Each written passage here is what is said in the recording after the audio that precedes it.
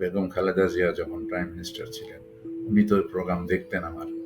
শেখ হাসিনাও কি আপনার প্রোগ্রাম দেখ? রাশেদ খান জি, মেনন এবং মতিয়া চৌধুরী ওনারা স্বয়ং কি আপনার বিরুদ্ধে বিদ্বেষ পোষণ করতেন? যে হাসিনা তাহাজ্জুদ নামাজ পড়ে, হাসিনা নামাজি, কোরআন পড়ে, সে ভালো মানুষ, আওয়ামী লীগ সরকার মীর কাসেম আলী সাহেবকে ব্যবহার করে পরে ওনাকে প্রতারণা করে হত্যা করা হয়েছে। আমেরিকান অ্যাম্বাসেডর আমার সামনে তারেক সিদ্দিকীকে বলেছিলেন, মীর কাসেম আলী সাহেব প্রতারিত হয়েছেন। ছাত্র ইউনিয়ন যারা তখন করত, তারা সচেতনভাবে ইসলাম বিরোধী ছিল। সাবেক প্রধানমন্ত্রীরাও আপনার অনুষ্ঠান শুনতেন বলে একটু আগে আমরা ডিসকাশন করেছি। জি জি, তখন আলী হাসান মোহাম্মদ মুজাহিদ এসব কথা বলেছেন, এবং শেখ হাসিনাও ওনাকে খুব ভালোবাসত। এটা কি উনি আলী হাসান মোহাম্মদ মুজাহিদ গ্রেফতার হওয়ার পরে না আগে? এখন এটা একটা বোঝার জিনিস হয়ে গেছে যে কে দেশপ্রেমিক, যে ইন্ডিয়া বিরোধী। শেখ হাসিনা সরকার পতন হলো, ফ্যাসিস্টের পতন হলো। আল্লাহ তাআলা বাচ্চাদেরকে দিয়ে বিশাল পরিবর্তন সংগঠিত করেছেন। সুতরাং আল্লাহ ইজ দেয়ার, আমি আল্লাহকে চোখে দেখতে পাচ্ছি। হাসিনা এ পর্যন্ত ক্ষমাও চায়নি, এবং সে আল্লাহর কাছে ক্ষমা চাইবে, কিন্তু সে চায়নি। এটা হলো শয়তানের স্বভাব। ইন্ডিয়া বিরোধী এই মনোভাবটা বাংলাদেশে স্থায়ী হবে না? এটা আবার কয়েক বছর পরে আবার যুদ্ধ অপরাধী আমি অবশ্যই ছিলাম না, আপনি যদি যুদ্ধাপরাধ না করে থাকেন আপনার ইনভলভমেন্ট কি ছিল? এবং বাচ্চু রাজাকার বলে যেটা বলা হয়, এই শব্দটি কে বা কারা কখন তৈরি করেছে আল্লাহ ভালো জানেন। পাকিস্তানের পক্ষে ছিলেন, আমি বলছি না যুদ্ধাপরাধ করেছেন। আপনি ফরিদপুরের আলবদর বাহিনীর প্রধান ছিলেন। ইন্ডিয়ান হেজিমনি বা ইন্ডিয়ান আগ্রাসন বা ইন্ডিয়ার কবজায় চলে যাওয়া, ডে উইল কাম, যখন ইন্ডিয়ার পতন আমরা দেখবো ইনশাআল্লাহ। আপনি কেন বিচার মোকাবেলা করলেন না? বাংলাদেশের থেকে বিচার ফেস করলেন না কেন?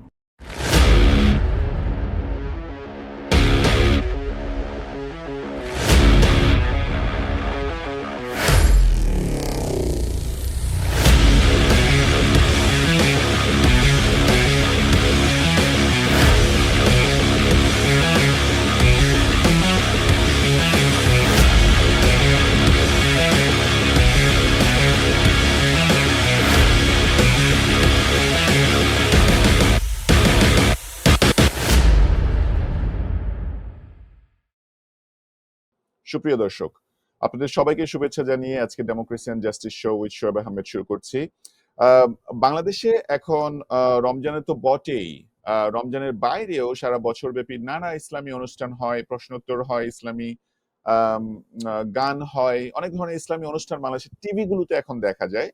আম, বেশ অনেক বছর আগে এই ট্রেন্ডটি যিনি সেট করেছিলেন, বাংলাদেশের টিভি গুলোতে ইসলামী অনুষ্ঠান চালু যিনি করেছিলেন বা যাকে টিভি পর্দায় আমরা দেখতে পেতাম, তিনি হচ্ছেন মাওলানা আবুল কালাম আজাদ।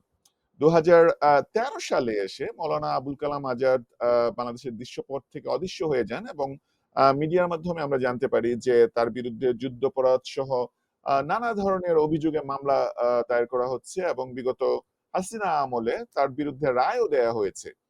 মাওলানা আবুল কালাম আজাদ কি সত্যি একজন যুদ্ধাপরাধী? উনি কি হাসিনার ফ্যাসিবাদের কোন শিকার? এই বিষয়টি নিয়ে আলাপ করার জন্য আজকে আমাদের স্টুডিওতে যিনি উপস্থিত আছেন, তিনি নান আদার দেন মাওলানা আবুল কালাম আজাদ হিমসেলফ। মাওলানা আবুল কালাম আজাদ, আপনাকে আমাদের ভার্চুয়াল স্টুডিওতে স্বাগতম। আসসালামু আলাইকুম রহমতুল্লাহ। জি, জনাব মাওলানা আবুল কালাম আজাদ, আমাদের অনুষ্ঠানের একটি নির্দিষ্ট সময় আছে, আপনার সাথে অনেক কিছু ডিসকাস করা আছে, কিন্তু আমরা সরাসরি কিছু প্রশ্নে চলে যাচ্ছি। আম, আপনি আপনার টেলিভিশনের যে প্রেজেন্স, আপনাকে সবাই বাংলাদেশের মানুষ রিকগনাইজ করে আপনার প্রশ্নোত্তরের যে অনুষ্ঠানটি ছিল সেটি থেকে। তা আপনি যে প্রশ্ন করেছেন এটা কেন এই লোকটাকে আপনি বেকায়দায় ফেলতে চান আমি জানি না। ইসলামিক পয়েন্ট অফ ভিউ থেকে এটাকে দেখতে যাওয়ার দরকারই নাই, কারণ উনি এগুলো ইসলামের জন্য করেন নাই।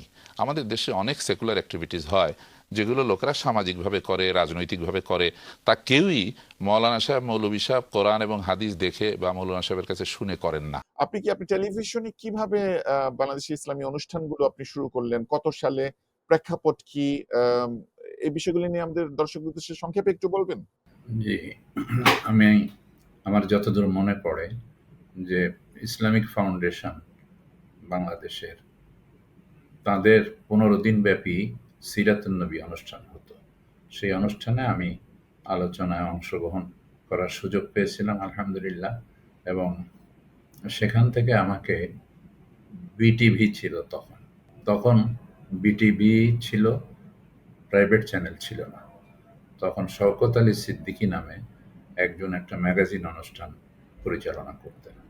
তো উনি আমাকে বললেন যে, আপনি যদি কাইন্ডলি আমাদের সাথে একটু জয়েন করেন, বিটিভিতে একটা ম্যাগাজিন অনুষ্ঠান হয়, সেখানে আপনি যদি জয়েন করেন। তো তার দাওয়াত আমি কবুল করে আমি বিটিভিতে জয়েন করি, এবং সেখানে দুটো বিষয় আমাকে দেওয়া হতো। একটা হলো নাটক থেকে মন্তব্য, মানে কোনো একটা নাটকের অংশ বিশেষ দেখানো হতো এবং তার উপরে আমাকে কমেন্টস করতে বলা হতো। আর একটা ছিল, কয়েকটি প্রশ্ন আসতো, সেই প্রশ্নগুলির উত্তর দিতে হতো। এই দুই অংশে আমি ছিলাম।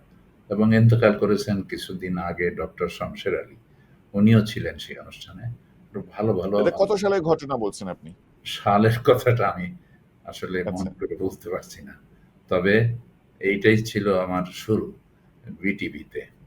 তখন প্রাইভেট চ্যানেল হয়নি। এরপরে প্রাইভেট চ্যানেল এটিএন বাংলা হয়েছিল। এটিএন বাংলাতে আমি প্রতি জুমাবারে, শুক্রবারে 2:30 থেকে 3:30 একটা কোশ্চেন আনসার সেশন করতাম, এবং করার সুযোগ দিয়েছিলেন আল্লাহ তাআলা। এবং সেখানে আমি প্রশ্নের উত্তর দিতাম। তো ফরচুনেটলি প্রোগ্রামটা খুব মানুষের কাছে জনপ্রিয়তা অর্জন করেছিল, এবং সেই অনুষ্ঠানে আমার যতদূর জানা আছে, মনে পড়ে যে বাংলাদেশের কোনো ঘরে টেলিভিশনে অন্য কোনো প্রোগ্রাম দেখা হয়তো হতোই না, অথবা হলেও খুব কম। এই প্রোগ্রামটাই দেখতো মানুষে, এবং দুটি কারণ হয়তো ছিল। একটা হলো যে প্রশ্ন উত্তর ইটসেলফ একটা খুবই আকর্ষণীয় জিনিস। অন্যদিকে ইসলাম সম্পর্কে মানুষের জানার খুব আগ্রহ ছিল।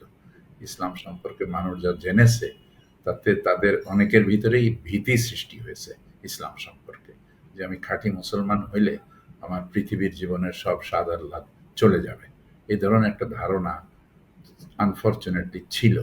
তো আল্লাহর মেহেরবানিতে সে ধারণা অনেক কেটে গেছে, আল্লাহ চায় তো। এরপরে জি। আমি এনটিভি যখন আসলো, এনটিভিতে আমাকে বলা হলো যে, আপনি আমাদের এখানে প্রশ্নের উত্তর যদি দেন, তাহলে আমরা খুশি হব। বিশেষ কারণে আমি এনটিভিতে চলে যাই, এবং এনটিভিতে গিয়ে এই অনুষ্ঠান আমি শুরু করি। বেশ কয়েক বছর পর্যন্ত এটা চলে, এবং এর দর্শক কে যে ছিলেন না সেটা আল্লাহ ভালো জানেন। কিন্তু জি। এক স- যুগ জিজ্ঞাসার জবাব, সম্ভবত আপনার অনুষ্ঠানটির নাম ছিল যুগ জিজ্ঞাসার জবাব। জি, জিজ্ঞাসা, অনুষ্ঠানটার নাম ছিল জিজ্ঞাসা। তো জি, জিজ্ঞাসা, জিজ্ঞাসা। জি। জিজ্ঞাসা, ওই জিজ্ঞাসা অনুষ্ঠানে আমি প্রশ্নের উত্তর দিতাম। শেষ পর্যন্ত এমন হলো যে রমজান মাসে সেহরিতে অনুষ্ঠান, ইফতারে অনুষ্ঠান, এই সব সময় অনুষ্ঠানের জন্য আমাকে বলা হলো, এবং আল্লাহ তৌফিক দিলেন যে ওই অনুষ্ঠানগুলো আমি করেছিলাম, আলহামদুলিল্লাহ। এইভাবে আমার রওনা শুরু হলো, এবং আমি চেষ্টা করেছিলাম যে আলেম ওলামাদেরকে টিভিতে ইসলামী প্রোগ্রাম করার জন্য নিয়ে আসা যায় কিনা, এবং আমি অনেকাংশে সফলও হয়েছি, আলহামদুলিল্লাহ। তবে আমাকে একদিন বলেছিলেন নওয়াজিশ আলী খান, উনি ছিলেন প্রডিউসার, উনি ছিলেন বিটিভিতে। তো উনি আসলে আদর্শের দিক থেকে লেফট উইং এর মানুষ ছিলেন। তো কিন্তু আমাকে খুব ভালোবাসতেন।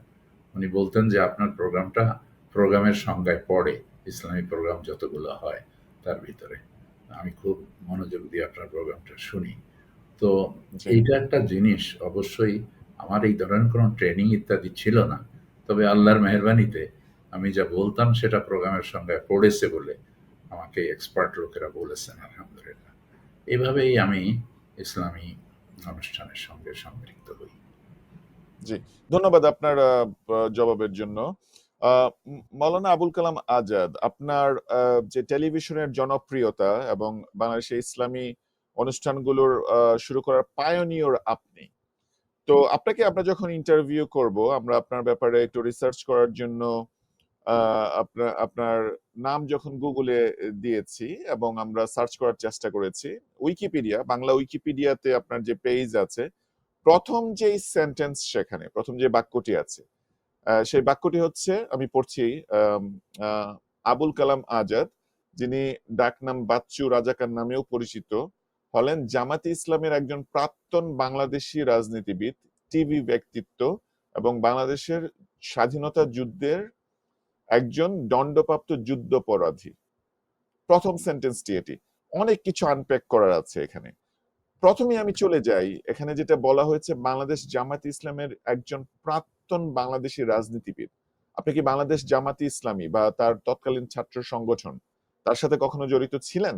এই ঘটনাটা আমাদেরকে একটু বলবেন। প্রাক্তন কিভাবে হলেন? আসলে আমি ছিলাম, ওই আমি যখন ছাত্র জীবন ছিল ফরিদপুরে, তখন আমি পড়াশোনা করতাম রাজেন্দ্র কলেজে। আমার বাড়িও ফরিদপুর জেলায়। তো সেখানে আমি ইসলামী ছাত্র সংঘ করতাম। কত সালের ঘটনা এটা? এটার সালও কিন্তু আমি সাল মনে রাখার ব্যাপারে আমি যথেষ্ট পিছিয়ে। আচ্ছা, মানে ডেফিনেটলি 1971 এর আগে, যেহেতু আপনি Yes, ছাত্র সংঘ বলছেন। এক্স্যাক্টলি বেশি আগে না, খুব কাছাকাছি সময়, 69 অথবা 70 এরকম হবে। জি। তখন আমি রাজেন্দ্র কলেজে পড়াশোনা করতাম, এবং বাচ্চু রাজাকার বলে যেটা বলা হয়, এই শব্দটি কে বা কারা কখন তৈরি করেছে আল্লাহ ভালো জানেন। তবে এর সঙ্গে রাজাকার বাহিনীতে আমি কখনোই ছিলাম না। আমি রাজাকার ছিলাম না, এবং এলাকার লোকেও আমাকে রাজাকার বলে জানতো না। বাট দি যে আমরা আমরা ও- আমরা ওই ওই প্রসঙ্গে আমরা কথা বলছি, মানে এখানে যে প্রাক্তন রাজনীতিবিদ বলে, আপনি কি জামাত ইসলামে, আপনি বলছেন ছাত্র সংঘে ছিলেন, আমি ছিলাম। প্রাক্তন হয়ে গেলেন আমি কিভাবে? আপনি কি পরবর্তীতে জামাত ইসলামীতে জামাত পরবর্তীতে কন্টিনিউ ইসলামীতে করেননি? কোনো মতাদর্শিক বিরোধিতা ছিল? কি হয়েছিল? প্রাক্তন কিভাবে হলেন? প্রাক্তন হলাম মানে এই হলো যে আমি যখন কেন্দ্রীয় মজলিসে শোরার সদস্য ছিলাম, আমি সদস্য ছিলাম। প্রফেসর গোলাম আজম সাহেব তখন আমির ছিলেন। তো আমার ব্যাপারে একটা অভিযোগ আসছিল। সেই অভিযোগের তদন্তের শেষে তারা বলল যে অভিযোগ সত্য না। তারপরে আমার কোনো কারণ ছিল না যে আমার রুকনিয়াতটা চলে যাবে। তবে একজন আল্লাহর বান্দা, উনি বলেছিলেন, ওই নির্বাহীর যিনি সদস্য ছিলেন, তিনি বলেছিলেন যে ইমেজের প্রশ্ন আছে, সুতরাং জামাতের ইমেজের কারণে আমাদের উচিত হবে তার রুকনিয়াত না রাখা। তো শেষ পর্যন্ত প্রফেসর গোলাম আজম সাহেব বললেন যে সর্বসম্মত না হলে আমি এ ব্যাপারে সিদ্ধান্ত নেই না। তো যেহেতু একজন মানুষ অন্তত প্রতিক্রিয়া দিচ্ছে এবং একমত হচ্ছে না, তার ব্যাপারেও 2 দিন পর্যন্ত সময় ক্ষেপণ করা হয়েছে, তারপরেও উনি মত পরিবর্তন করেন নাই। সেজন্য আপনার রুকনিয়াত আমি রাখতে পারছি না। এইভাবে আমার রুকনিয়াত চলে যায়। রুকনিয়াত মানে হলো জামাতের মেম্বার হওয়ার যে ব্যাপারটা, সেটা প্রথমে সমর্থক হতে হয়, তারপরে কর্মী হতে হয়, তারপরে রোকন হইতে হয়। তো রোকন আমি ছিলাম, তারপরে আমার রুকনিয়াত থাকে না। এরপরে আমি 1999-এ বাংলাদেশ মসজিদ কাউন্সিল নামে একটি এনজিও গঠন করি, এবং সেই এনজিওটা আলহামদুলিল্লাহ ওয়ার্ল্ড ওয়াইড বেশ প্রশংসিত হয়েছিল। ব্র্যাকের সঙ্গে কাজ করেছি আমরা, ইউএনডিপির সঙ্গে কাজ করেছি, ইউনিসেফের সঙ্গে কাজ করেছি, তাদের সঙ্গে যৌথভাবে কাজ করেছি। আমরা কিছু খুতবা ডেভেলপ করেছিলাম, যে খুতবা ছিল এইচআইভি এইডস এর উপরে, তার উপরে মসজিদ কাউন্সিলের কাজ ছিল। তো এইডস এর ব্যাপারে যে খুতবা ডেভেলপ করা হয়েছিল, সেটা ইমামেরা, অন্তত 10,000 ইমাম তো হবেনি, সারা দেশ থেকে বিভিন্ন জেলায় ইমামেরা এর সঙ্গে সম্পৃক্ত হয়েছিলেন, এবং মাসে একটা খুতবা তারা এইচআইভি এইডস এর উপরে দিতেন, এবং মাসের শেষে তারা বসে পর্যালোচনা করতেন এবং পরিকল্পনা নিতেন আগামীর জন্য। এইরকম ভাবে বড় মানুষের দেশে এবং বিদেশের সম্পৃক্ততা সৃষ্টি হয়েছিল আলহামদুলিল্লাহ সেই প্রোগ্রামে, মসজিদ কাউন্সিল ফর কমিউনিটি অ্যাডভান্সমেন্ট মক্কা। জি, ধন্যবাদ আপনাকে। ওই প্রসঙ্গেও আমরা কথা বলতে পারি। আমি আরেকটু জানতে চাচ্ছি, এবং মাঝে দিয়ে একটু ইন্টারনেটের সমস্যার কারণে আমি ঠিক মতো শুনতেও পারিনি। আপনি বলছিলেন যে আপনি জামাত ইসলামের কেন্দ্রীয় মজলিসে শুরার সদস্য থাকার সময় আপনার বিরুদ্ধে একটি অভিযোগ হয়, সেটি তদন্ত হয় এবং তদন্তে এটি মিথ্যা প্রমাণিত হয়। কি অভিযোগ উঠেছিল? এটা কি আমাদেরকে বলা যাবে, না এটা টু পার্সোনাল? না, বলা যাবে, আমি মনে করি বলা কোনো অসুবিধা নেই। বলা হয়েছিল যে আমি একজন মহিলাকে বিয়ে করেছি যার স্বামী আছে। এই ধরনের একটা আচ্ছা অভিযোগ আসছিল, কিন্তু আসলে আচ্ছা ঘটনা সত্য ছিল না। জি, ঠিক আছে। তারপরে আপনি যখন আম রোকনিয়া চলে গেল বললেন, আপনি জামায়াতে ইসলামে আবার রোকন হওয়ার কখনো চেষ্টা করেছিলেন? নাকি আপনি জামায়াতে ইসলামের পাট চুকিয়ে ফেলেছেন তখন? তখন আমি আর চেষ্টা করি নাই, ওরকম চেষ্টা আমি সক্রিয়ভাবে করি নাই। তবে আচ্ছা, মেন্টালি আমি রোকন ছিলাম এবং এখনো আছি। আমার আচ্ছা, রুকনিয়াত যদিও দলের থেকে নাই, কিন্তু আমি জি, ও আমি জামাতকে ছাড়িনি, জামাত আমাকে ছাড়লেও আমি জামাতকে ছাড়ি নাই। জি, জি, ধন্যবাদ আপনাকে। আব আব আ ২য় প্রসঙ্গে আসি। আপনি অলরেডি বলছিলেন আমাদেরকে, আপনি আপনার এই টেলিভিশন আ এর যে কার্যক্রম, যেটার মাধ্যমে আপনি সারা দেশে পরিচিত মুখ। আপনি জামাতে ইসলামের প্রাক্তন একজন পলিটিশিয়ান ছিলেন। আ আলেম হিসাবে পরিচিত। তো আপনি এর মধ্যে আপনার যে এনজিওর কথা বলছিলেন, এর বাইরে আম বা এনজিওর মাধ্যমে আর কোনোভাবে বাংলাদেশের আর কোনো আর্থসামাজিক কোনো কর্মকাণ্ডে আপনি জড়িত ছিলেন? সংক্ষেপে জি, একটু জি। বলবেন আমাদেরকে। জি, ছিলাম। ছিলাম এবং আমি কাউন্সিল ফর ইন্টারফেইথ হারমোনি এই নামে একটা ৪ ধর্মের লোকদেরকে নিয়ে একটা ভালো উদ্যোগ ছিল এবং একটা এই আপনার ওই চীন মৈত্রী সম্মেলন কেন্দ্রে আমরা একটা অনুষ্ঠান করেছিলাম। প্রত্যেক ধর্মের ৪০ জন করে ধর্মগুরু সেখানে উপস্থিত ছিলেন। বৌদ্ধ ধর্ম, হিন্দু ধর্ম, খ্রিস্টান ধর্ম এবং ইসলাম ধর্ম। হুম, শাহ আব্দুল হান্নান সাহেব ইসলাম ধর্মের প্রেসিডিয়ামের সদস্য ছিলেন। Doctor Pareshchandra Mondal, he is no more, তো উনি ছিলেন হিন্দু ধর্মের একজন পুরোহিত, উনি ছিলেন হিন্দু ধর্মের প্রতিনিধিত্বকারী একজন সদস্য, এবং একজন ছিলেন ডক্টর সুকোমল বড়ুয়া, উনি বৌদ্ধ ঢাকা ধর্মের। ইউনিভার্সিটির প্রফেসর। জি, জি, ঢাকা ইউনিভার্সিটির পরেশচন্দ্র মণ্ডলও ছিলেন ঢাকা ইউনিভার্সিটির প্রফেসর এবং সুকোমল বড়ুয়াও ছিলেন ঢাকা ইউনিভার্সিটির প্রফেসর, এবং ডক্টর আরেকজন ছিলেন ফাদার তপন। ফাদার তপন খ্রিস্টান ধর্মের প্রতিনিধিত্ব করতেন, উনিও প্রেসিডিয়াম সদস্য ছিলেন এবং উনিও খুব ভালো মানুষ, এবং ফর্চুনেটলি ওনাদের সকলের সাথেই আমার খুব গভীর বন্ধুত্ব হয়ে যায়, সম্পর্ক হয়ে যায়। এবং হুম, হুম, ওই আমরা যেটা করেছিলাম চীনমৈত্রী সম্মেলন কেন্দ্রে, যে একটা অনুষ্ঠান করেছিলাম, সেখানে সেই সময়ের যিনি প্রধানমন্ত্রী ছিলেন তিনি প্রধান অতিথি হিসেবে ওই অনুষ্ঠানে উপস্থিত ছিলেন এবং ইট ওয়াজ ভেরি সাকসেসফুল প্রোগ্রাম, আলহামদুলিল্লাহ। তো এইটা জন্য আমি একটা গান্ধী অ্যাওয়ার্ডও পেয়েছিলাম। বায়তুল মোকাররমের খতিব ছিলেন মৌলানা উবায়দুল হক সাহেব, উনিও গান্ধী অ্যাওয়ার্ড পেয়েছিলেন। তো এইটা একটা অ্যাক্টিভিটি যতগুলো ছিল তার ভিতরে এটা একটা। এবং আমি একটা ইয়ে ছিলাম, বাংলাদেশের রিপ্রেজেন্টেটিভ ছিলাম ওআইসির যে ফিকহ একাডেমি আছে, সেটার বাংলাদেশ চ্যাপ্টারের রিপ্রেজেন্টেটিভ আমি ছিলাম। এটাও আমার জি, একটা কাজ ছিল। আমি এটার মাধ্যমে মালয়েশিয়াতে অন্তত পক্ষে একটা যে বড় কনফারেন্স হয়েছিল সেখানে আমাকে ডাকা হয়েছিল এবং আমি একজন লেম্যান হিসেবে সেখানে ছিলাম, আলহামদুলিল্লাহ। And there R some other activities, এবং যেগুলো আমি বাচ্চাদের জন্য কাজ করতাম, শিশুদের জন্য। ইউনিসেফ সেখানে আমাদেরকে স্পন্সর করত, এভাবে ইউএনডিপি আমাদেরকে স্পন্সর করত। বিশেষ করে এইচআইভি এইডসের যে প্রোগ্রাম, এই প্রোগ্রামে বাংলাদেশের এমন কোনো মহাদেশ নাই যেখানে আমাকে ডাকা হয়নি কিছু কথা বলার জন্যে, যে ইসলাম এইচআইভি এইডস প্রিভেনশনের ব্যাপারে কি বলে, এইটার উপরে আমাকে বক্তব্য রাখতে হতো।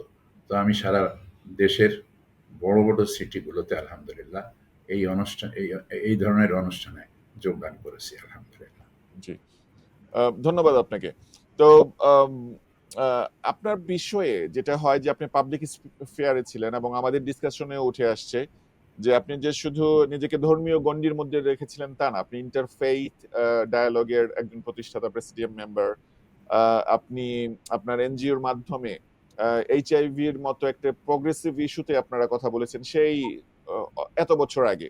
এবং আপনাদের এই এনজিওর সাথে আন্তর্জাতিক সংস্থা ইউএনডিপি, ইউনিসেফ সহ অন্যান্য যেই রিকগনাইজড ইন্টারন্যাশনাল বডিজ তারা পর্যন্ত আপনাদেরকে স্পন্সর করেছেন, সহযোগিতা করেছেন।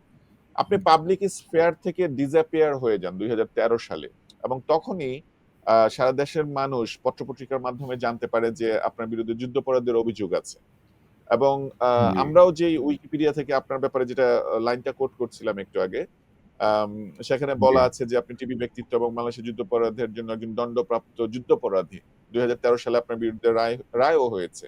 আপনি জি কি জি আসলেই 1971 সালে পাকিস্তানের পক্ষে ছিলেন? আমি বলছি না যুদ্ধাপরাধ করেছেন, আমি হুম। বলছি আপনি কি 1971 সালের যে বাংলাদেশের যুদ্ধটি হয়, স্বাধীনতা যুদ্ধ হয়, সেখানে কি আপনি পাকিস্তানের পক্ষে ছিলেন? পাকিস্তানের পক্ষে আমি আসলে ছিলাম বলা যায় না, তবে আমি ইন্ডিয়ার যে সংশ্লিষ্টতা ছিল 71-এ, সেইটার বিরুদ্ধে ছিলাম। কারণ আমার আশঙ্কা ছিল যে আমরা পাকিস্তানের কিছু বৈষম্য হয়েছে, এতে কোনো সন্দেহ নেই, কিন্তু ফার্দার যদি আমরা এই বৈষম্য থেকে বাঁচার জন্য ইন্ডিয়ার কোলের ভিতরে যাই, তাহলে আমরা আরো বেশি বৈষম্যের শিকার হব, এবং তখন আমার জবাব দেওয়ার কোনো জায়গা থাকবে না। এই ধরনের একটা মানসিকতা আমার ভিতরে ছিল। যুদ্ধ অপরাধী আমি অবশ্যই ছিলাম না, এবং আমার বিরুদ্ধে যে সমস্ত অভিযোগ আনা হয়েছে সর্বৈব মিথ্যা, একেবারে শুরু থেকে শেষ পর্যন্ত। যদি এটা রি-ইনকোয়ারি হতো, রিট্রায়াল হতো, তাহলে সব মানুষ জানতে পারত। সেটা সরকারের ব্যাপার, তারা করবেন কিনা আমি জানি না। জি, আর আমি জি, পলিটিক্যালি অ্যাক্টিভ ছিলাম না কখনো। আমি ছিলাম সাংস্কৃতিক ময়দানে কাজ করতাম। আমি বিশ্বাস করতাম যে সংস্কৃতিতে, বিশেষ করে মিডিয়াতে, যদি ইসলামকে না আনা যায় তাহলে ইসলাম পিছিয়ে পড়তে পারে। এক। আরেকটা ছিল যে সমাজ সেবায় ইসলামকে আনতে হবে, নইলে ইসলামের বুলি অড়ালে মানুষের কাছে তা গ্রহণযোগ্য হবে না, এবং আল্লাহ পছন্দ করবেন না।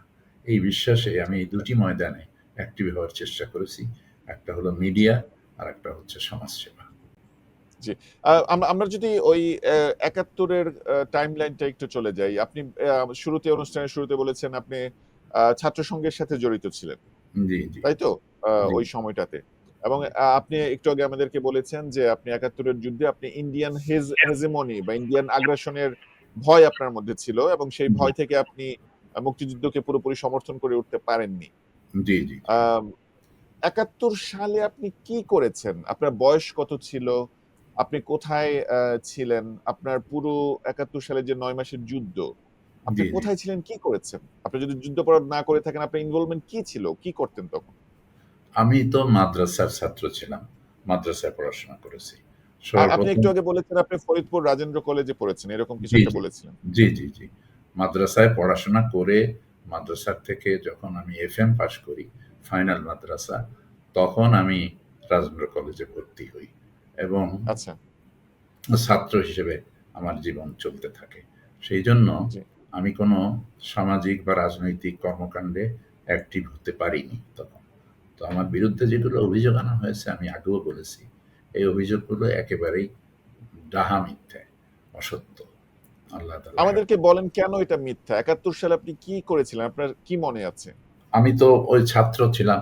তো ছাত্র থেকে আমি তো এই যুদ্ধের পক্ষে বা বিপক্ষে কোনো ভূমিকা রাখতে পারি নাই।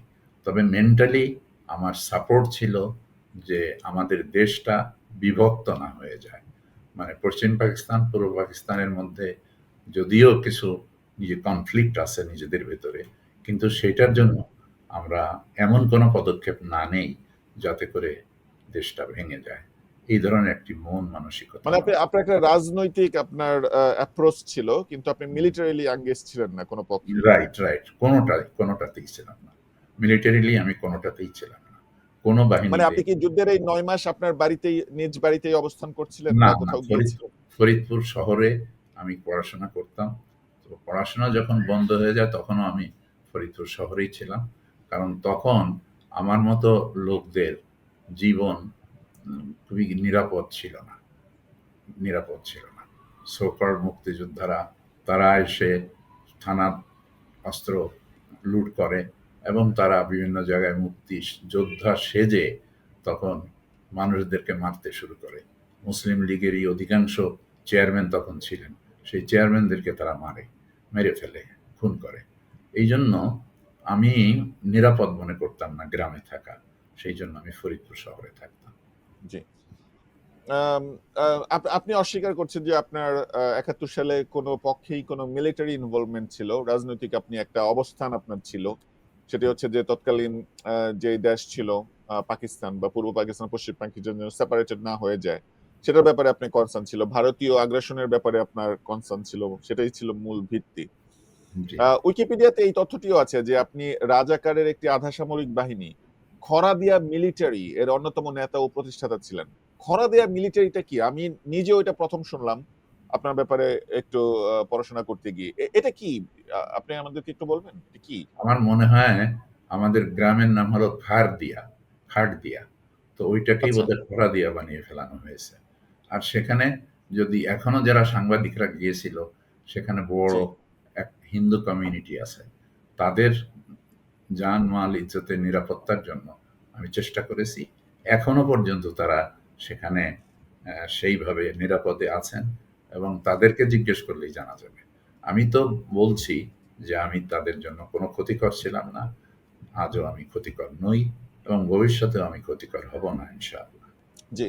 আম আম আলী হাসান মোহাম্মদ মুজাহিদ জামায়াতে ইসলামের সাবেক সেক্রেটারি জেনারেল, যিনি ফরিদপুর অঞ্চলে ছিলেন এবং তিনি ১৯৭১ সালে তৎকালীন জামায়াতে ইসলামের যেই ইসলামী ছাত্র সংঘ বা জমিয়তে তালেবা ইসলামী এটার পূর্ব পাকিস্তানের সভাপতি ছিলেন ১৯৭১ সালের ওই টাইমলাইন গুলোতে।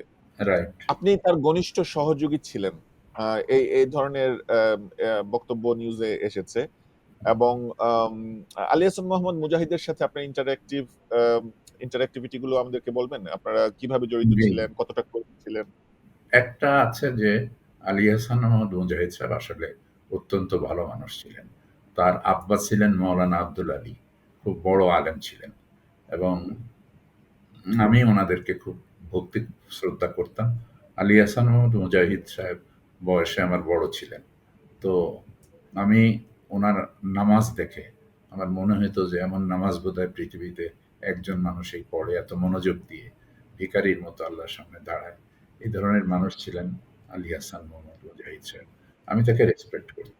উনি আমাকে পরামর্শ দিয়েছিলেন যে আপনি রাজেন্দ্র কলেজে ভর্তি হন এবং রাজেন্দ্র কলেজে ওনার পরামর্শে আমি ভর্তি হই।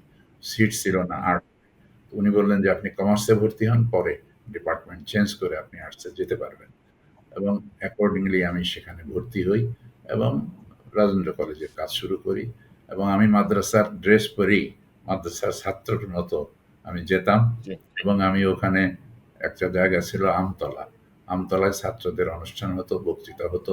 ওখানে টেবিলের উপরে টেবিল দিয়ে তার উপরে দাঁড়িয়ে বক্তৃতা করেছি আমি, আমার মনে আছে। এবং আমার স্যাররা, রাজেন্দ্র কলেজের শিক্ষকরা, তারা ওই দোতলায় রেলিংয়ের হেলান দিয়ে কথা শুনতেন। আলহামদুলিল্লাহ। আমাকে তারা খুব স্নেহ করতেন।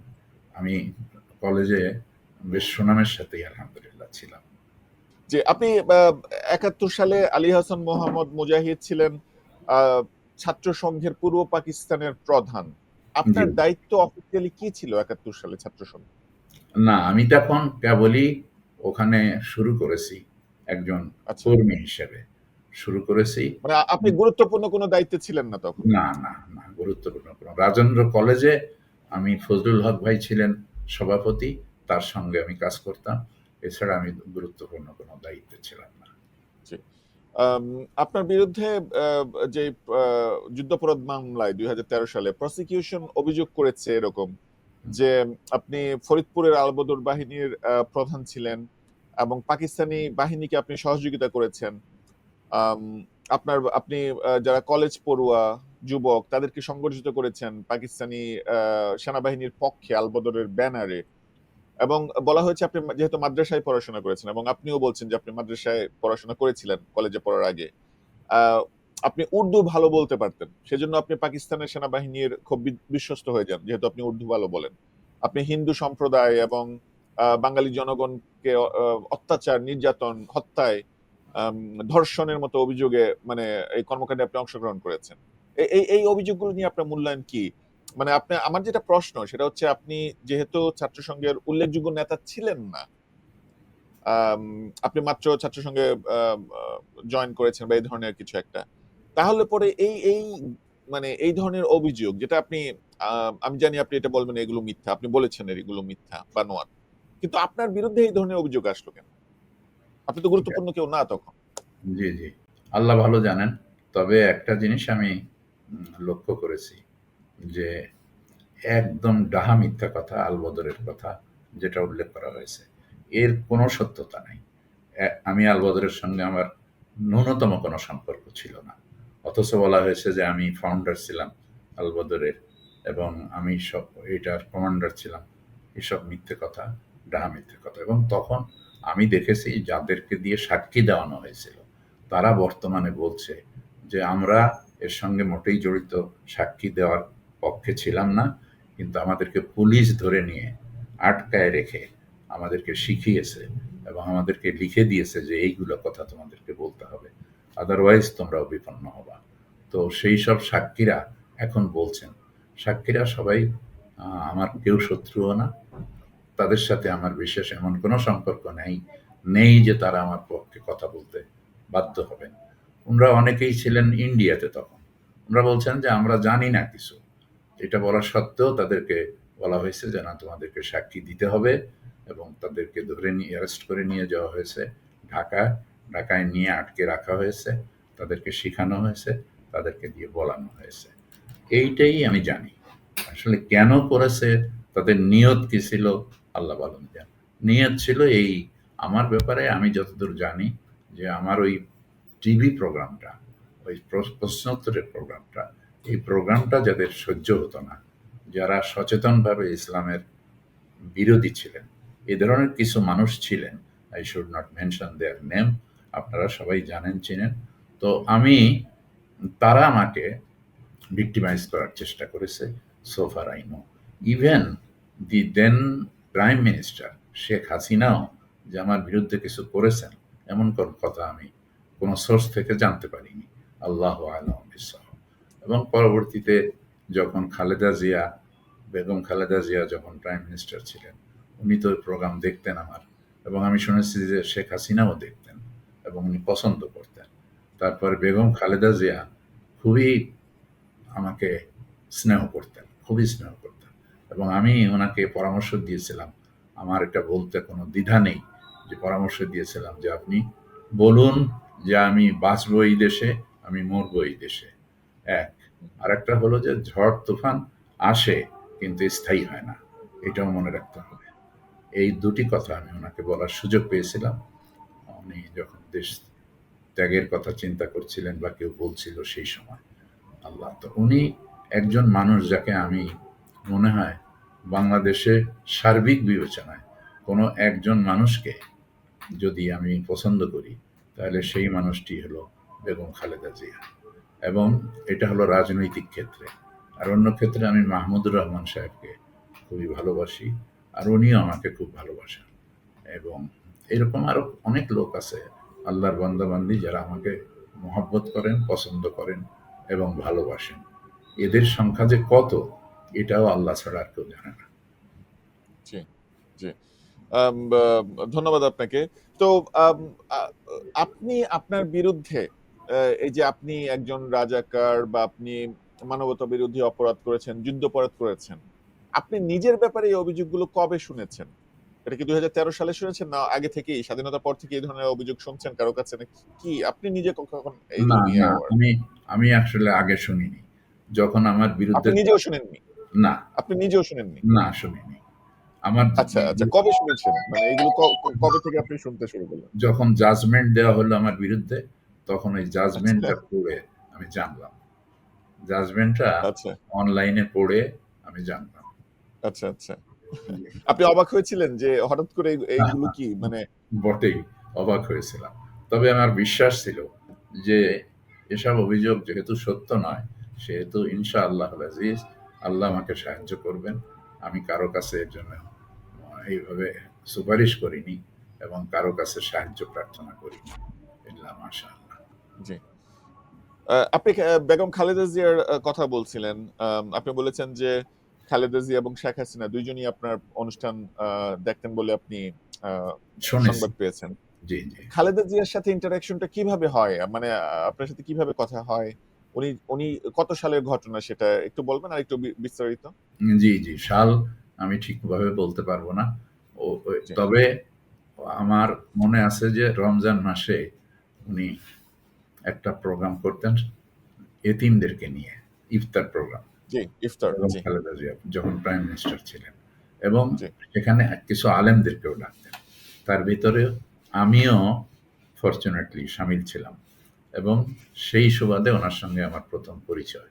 এবং উনি আমাকে বলতেন যে, "আমি আপনার প্রোগ্রাম দেখি, প্রোগ্রাম শুনি এবং আমার খুব ভালো লাগে। আপনি এইটা বলেছিলেন, ওইটা বলেছিলেন অমুক প্রোগ্রামে।"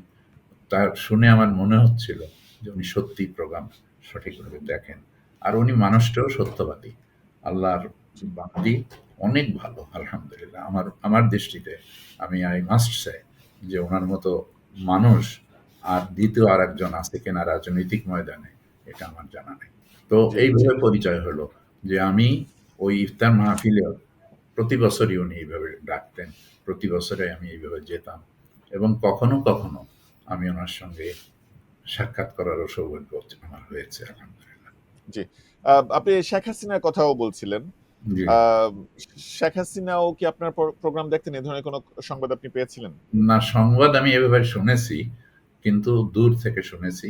এইটার কোনো প্রত্যক্ষ প্রমাণ আমার কাছে নাই। আচ্ছা। যেমন নাকি বেগম খালেদা জিয়ারটা আছে। উনি জি, আমাকে নিজেই বলেছেন যে, "আমি আপনার প্রোগ্রাম দেখি এবং ভালো প্রোগ্রাম, আমার কাছে ভালো লাগে।" জি। বা আপনি বলছিলেন যে আপনার বিরুদ্ধে এই ধরনের গুরুতর অভিযোগ আপনি নিজেও শুনেছেন ২০১৩ সালে আপনার বিরুদ্ধে রায়-টাই হওয়ার পরে আপনি নিজে দেখতে পেরেছেন। আপনি সারপ্রাইজ হয়েছেন জি, যে জি। আপনি আপনাকে ঠিকমতো চিনেন কিনা আপনার নিজের মধ্যে জি, সংশয় তৈরি হয়েছে। আম জি। আ আপনি কেন victimized? মানে আপনি একটা বলেছেন যে আপনি যেহেতু টেলিভিশনে হুম, পরিচিত ফেস হয়ে গিয়েছেন। সারা দেশের মানুষ আপনার মাধ্যমে ইসলামকে একটা নতুন আ ভিন্ন আঙ্গিকে। একটা মাত্রায় জানতে পেরেছে। জি, তাই তো? জি, জি। তো এটার কারণে কি আপনি কারো শত্রু হয়ে গিয়েছেন? এটার কারণে কি আপনি জেলাসির শিকার হয়েছেন? এটার কারণে কি আপনাকে লক্ষ্যবস্তু বানানো হয়েছে বলে আপনি মনে করেন? তাই আমার মনে হয় I do not find any other reason যেটার জন্য মানুষ আমাকে এই কথা বলবে। কোনো পলিটিক্যাল আচ্ছা, লোকেরাও বলবে না, এবং এরা হলো সাংস্কৃতিক ময়দানের লোক। এরা হলো জেনে বুঝে সচেতনভাবে, হুম, যারা সেই সময় বিভিন্ন হুম, পন্থী ছিলেন, এবং তার জি, ভিতরে আমার ২ জন মানুষের কথা মনে আছে। একজন হলো রাশেদ খান মেনন সাহেব, আরেকজন হলো মতিউর রহমান, মতিয়া চৌধুরী। এই ২ জনের কথা আমার মনে আছে। এদের পন্থী মতিয়া গ্রুপ, মেনন গ্রুপ, এইভাবে ছাত্র ইউনিয়ন ছিল। সেই ছাত্র ইউনিয়নের লোকেরা সচেতনভাবেই ইসলাম বিরোধী ছিলেন, মোস্ট অফ দেম। আল্লাহু আ'লাম বিসওয়াব। আমি জানি না কি হয়েছে। তবে আমি একটা সন্ধান পেয়েছি। সেটা হলো যে জি, তারেক সিদ্দিকী সাহেব, যিনি ছিলেন শেখ হু, হু, হাসিনার আ মিলিটারি অ্যাডভাইজার অথবা অন্য কোনো পোস্টে ছিলেন। তো উনি, আ আমার একটা ঘটনা মনে আছে, আমার বলতে দ্বিধা নাই যে কামাল ইবনে ইউসুফ, আপনি জানেন তার কথা, কামাল জি, ইবনে ফরিদপুরে আওয়ামী লীগ নেতা। জি, জি, জি। বিএনপি নেতা তখন সম্ভবত। বিএনপি নেতা, জি, বিএনপি নেতা। বিএনপি নেতা। তো উনি ওনার বাসায় আমাকে ডেকেছিলেন, এবং উনি খবর দিয়েছিলেন আমেরিকান অ্যাম্বাসেডরকে।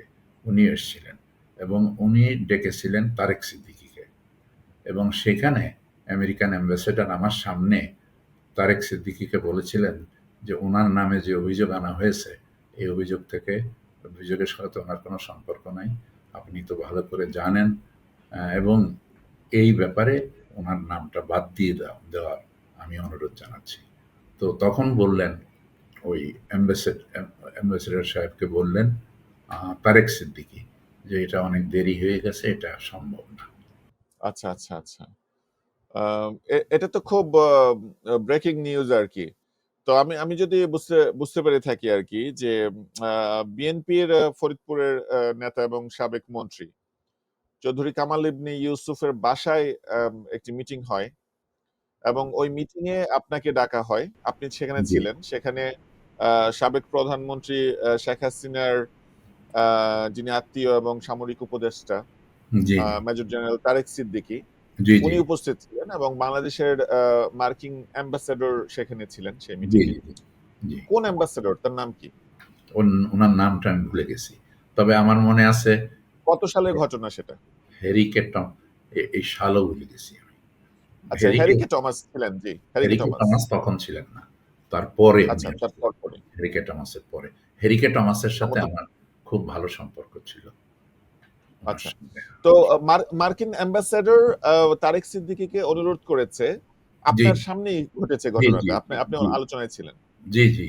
আ আমাকে কেন্দ্র করেই উনি ওই মিটিংটা কয়জনকে হয়েছে। ডেকেছিলেন।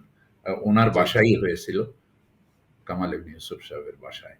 এবং জি। সেখানে তারেক সিদ্দিকী ডাইরেক্টলি অস্বীকার করেছে সহযোগিতা করতে। মানে ওই আমেরিকান অ্যাম্বাসেডর তারেক সিদ্দিকীকে বলছেন, মেজর জেনারেল বলেছেন, তারেক বলেছেন। সিদ্দিকী, শেখ হাসিনার স্পষ্ট সামরিক করে। উপদেষ্টা। তাকে জি, বলছেন যে মাওলানা আবুল কালাম আজাদের নামে যে আপনারা যে অভিযোগগুলো আনছেন, আমরা জানি এটার কোনো সত্যতা নাই। এই ধরনের প্রসিডিউর থেকে, যুদ্ধবরোধ প্রসিডিউর থেকে তার নামটা যেন বাদ দেয়া হয়। জি, তো জি, জি, জবাবে তারেক সিদ্দিকী বলছেন যে এটা অনেক দেরি হয়ে গিয়েছে প্রসেসটা। আমরা আর বাদ দিতে পারছি না, তাই তো? জি, জি, জি, আচ্ছা, জি, আচ্ছা। এটা এটা একটা খুব ব্রেকিং নিউজ এবং আমি নিজে সারপ্রাইজ যে এ ধরনের হুম, ঘটনা ঘটেছে এবং জি, জি, জেনে বুঝে ওনারা আপনাকে মানে আম ইয়ে দিয়ে হচ্ছে। একটু আগে আপনি বলছিলেন রাশেদ খান মেনন এবং মতিয়া চৌধুরী, ওনাদের গ্রুপ যেটা ছাত্র ইউনিয়ন করা বামপন্থী, আম অনেকে ওনাদেরকে নাস্তিক ট্যাগ দিয়ে থাকেন। এই গ্রুপের আপনি চক্ষুশূল হয়েছিলেন আপনার টেলিভিশন প্রেজেন্স এর কারণে এবং আপনার ইসলামকে ডাইনামিকলি মানুষের কাছে নিয়ে আসার যেই প্রচেষ্টা সে কারণে।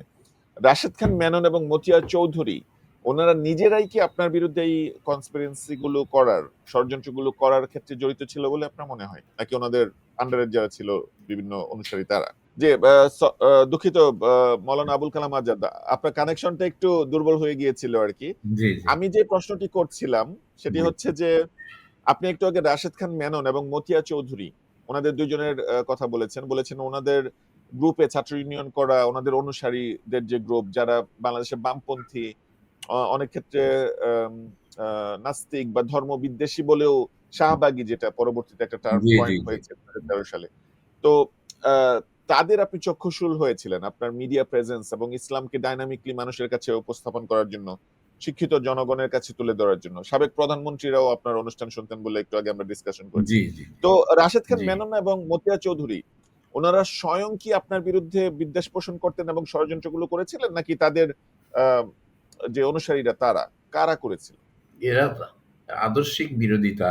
আসলে উনাদের ব্যক্তিগতভাবে ওনাদের সাথে কোনো ইন্টারেকশন ছিল না। ভালোও না, মন্দও না। ওই জি, উম মতিয়া চৌধুরী, উনিও ভালো মানুষ ছিলেন। কিন্তু she was not a good Muslim. Same is the case with Rashed Khan Menon. উনারা ভালো মানুষ ছিলেন। আমি উনাদের সম্পর্কে কোনো খারাপ কথা খুব কমই শুনেছি। তবে উনারা ইসলামের ব্যাপারে, এটা হলো আদর্শিক বিরোধ। ছাত্র ইউনিয়ন যারা তখন করত, তারা সচেতনভাবে ইসলাম বিরোধী ছিল। এটা আমি তখন ছাত্র ছিলাম তো, আমি সেই সময়ের ছাত্র। সেইজন্য আমি উনাদের সম্পর্কে জানি। জি। আম ধন্যবাদ আপনাকে। তো একটি প্রশ্ন আসে, সেটি হচ্ছে যে আ আজকে আমরা আপনাকে আমাদের অনুষ্ঠানে পেয়েছি। কিন্তু বাংলাদেশে একটা সময়ে বিশ্বাস করা হতো যে ১৩ সালে যখন এই প্রসিডিউর গুলো শুরু হয় এবং আপনার বিরুদ্ধে যে জামাতের যে নেতাদেরকে আম এই মামলাতে আসামি করা হয়, আ বিচার করা হয়, তথাকথিত বিচার করা হয়, ফাঁসির রায় দেওয়া, ফাঁসি কার্যকরও করা হয়। আপনি ছিলেন, আপনার মামলাটি ছিল ১ম মামলা যেটাতে রায় দেয়া হয়। তাই জি, তো? জি, জি, জি। তো কিন্তু আপনাকে আম আ জনপরিসর থেকে আপনি অদৃশ্য হয়ে যান। আপনাকে খুঁজে পাওয়া যায়নি। অনেকে জানতেন না আপনি কি বেঁচে আছেন নাকি মারা গিয়েছেন। জি, জি, জি। এটাও জানা যেত না। অনেকেই বলবেন যে আমি সিউর এই অনুষ্ঠানটা দেখার সময় অনেকে প্রশ্ন করবেন। হুম। যারা আপনার ক্রেডেনশিয়াল পুরোপুরি বিশ্বাস করে উঠবেন না, তারা প্রশ্ন করবেন, আপনি যদি নির্দোষী হবেন, আপনি কেন বিচার মোকাবেলা করলেন না? বাংলাদেশের থেকে বিচার ফেস করলেন না কেন? আপনি কেন করলেন না? আপনার মুখ থেকে আমাদেরকে বলবেন? জি, জি, জি, জি, অবশ্যই। ব্যাপারটা হচ্ছে কি, যে আপনি যদি জানেন যে নির্ঘাত আপনাকে মেরে ফেলা হবে, তাহলে সেই জায়গায় যেয়ে নিজে ধরা দেওয়া, এটা আত্মহত্যার শামিল। এবং জি, আমি জিজ্ঞেস করেছিলাম সেই সময়, ব্যারিস্টার আব্দুর রাজ্জাক সাহেব, মরহুম উনিও একজন ছিলেন। উনি বলেছিলেন যে কেস ফাইট করে কোনো লাভ হবে না। এই কেস এখানে হবে না। এই কেসের রায় এখানে হবে না। রায় পাঠানো হবে, সেই রায় এরা পড়ে শোনাবে, এবং রায় একটাই, তাহলে মেরে ফেলা হবে এদেরকে।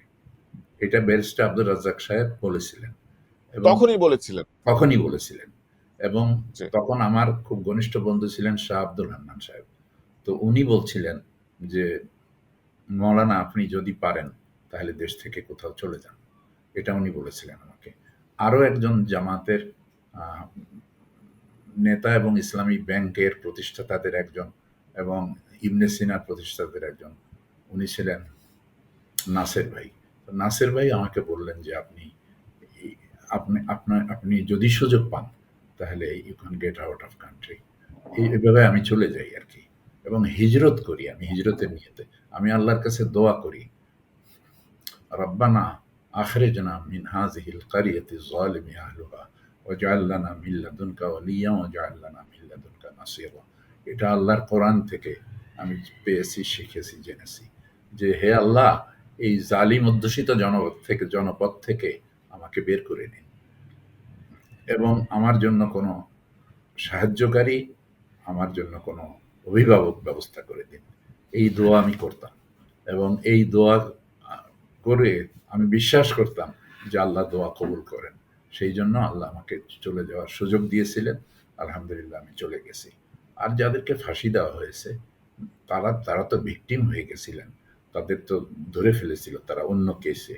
সুতরাং তাদের কাছেও এই জিনিসটা জানা ছিল না যে আমাদেরকে ফাঁসি দেওয়া হবে, আমাদেরকে মেরে ফেলা হবে। এটা সম্ভবত ওনারা জানতেন না, আর জানলেও ওনাদের কিছু করার ছিল না। ওনাদেরকে জি। ধরে নিয়ে যাওয়া হয়েছে। এরা প্রত্যেকেই আমার খুবই ঘনিষ্ঠ মানুষ ছিলেন। মৌলানা মতিউর রহমান নিজামী, আলী হাসান মোহাম্মদ মুজাহিদ, কামারুজ্জামান, আব্দুল কাদের মোল্লা, মীর কাসেম আলী, এরা সকলেই আমার খুব ঘনিষ্ঠ মানুষ ছিলেন। এমন প্রফেসর গোলাম আজম সাহেব তো ছিলেনই, মৌলানা এ কে এম ইউসুফ উনিও ছিলেন, মৌলানা আব্দুস সোবহান, উনি 6 বারের মতো এমপি হয়েছেন পাবনার থেকে। উনি খুব জি। প্রো পিপল মানুষ ছিলেন, ভালো মানুষ ছিলেন। ওনাকেও তো জেলের ভিতরেই জীবন দিতে হয়েছে। তা আমি জি। আপনি আপনি একটা গুরুত্বপূর্ণ কথা বলেছেন, সেটি হচ্ছে যে আপনি আপনি জেনে বুঝে আপনাকে মেরে ফেলা হবে, এবং আপনি যাদের কথা বললেন যে ব্যারিস্টার আব্দুর রাজ্জাক, শাহ আব্দুল হান্নান, তারপর আনম কার কথা বললেন, নাসের সাহেব, ওনার কথা বললেন, ওনাদের সাথে আপনি তখন ডিসকাশন করেছেন, সবাই আপনাকে বলেছে যে এটা ফাইট করে কোনো লাভ নাই, এই মামলাগুলো ফাইট করে কোনো লাভ নাই, এটা রাইট, রায় এখানে হবে না, রায় বাইরে থেকে আসবে, দিল্লি থেকে আসবে, এবং রায়টা হবে যে এদেরকে হত্যা করো কোনোভাবে। তো জেনে জি, বুঝে আপনি কেন নিজেকে আত্মহত্যার জি, কাছে জি, সমর্পণ করে দিবেন?